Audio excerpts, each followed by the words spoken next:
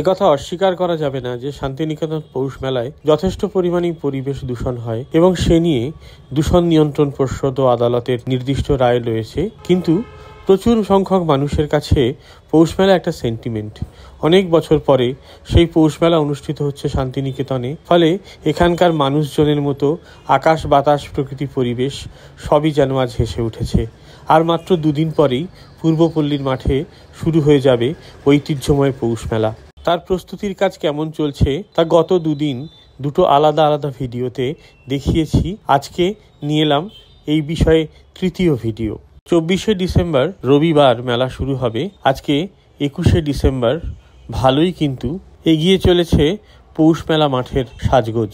সবচেয়ে বেশি ব্যস্ততা চোখে পড়ছে মেলা মাঠের পিছন দিকে, যেদিকে নাগরদোলা সহ বিভিন্ন ইলেকট্রিক রাইডগুলো বসে। সেইখানে জোড়া দিয়ে একেবারে সাজিয়ে তোলার কাজ প্রায় শেষ পর্যায়ে বলা যেতে পারে। বিভিন্ন স্টলগুলো সাজানোর কাজও জোর কদমে এগিয়ে চলেছে। আর মাঠের মাঝখানে যেটাকে বলা হয় এক্সিবিশন এরিয়া, যেখানে বিশ্বভারতীর বিভিন্ন প্রদর্শনী থাকে, তার সঙ্গে বিভিন্ন সরকারি প্রদর্শনী থাকে এবং কলকাতার বিভিন্ন সরকারি এম্পোরিয়াম, মূলত যেগুলো দক্ষিণাপনে রয়েছে, সেগুলোর বড় বড় স্টল থাকে।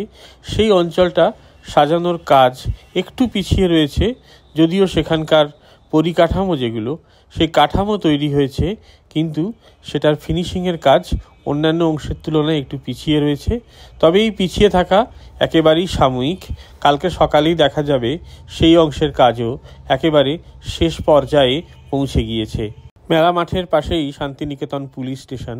আজ দেখলাম সেখানে প্রচুর পুলিশের ভিড় এবং তাদের মধ্যে কিভাবে সুষ্ঠুভাবে মেলা পরিচালনা করা যাবে এবং নজরদারি করতে হবে সে বিষয়ে আলাপ আলোচনা চলছে এবং মাইকে বক্তৃতা চলছে তাদেরকে প্রাথমিকভাবে একটা ধারণা বা রূপরেখা বা শিক্ষা দেবার। কারণ এই পুলিশ মহলের অনেকেই বাইরে থেকে এসেছেন পৌষ মেলার কদিন স্পেশাল ডিউটি করার জন্য। মেলায় তো শুধু মানুষের নিয়ন্ত্রণ নয়, যান নিয়ন্ত্রণ করাও পুলিশের কাছে একটি চ্যালেঞ্জ। শান্তিনিকেতন রোডের একটি অংশ মেলা চলাকালীন সময়ে প্রায় বন্ধই থাকবে বড় বা ভারী যানবাহনের জন্য।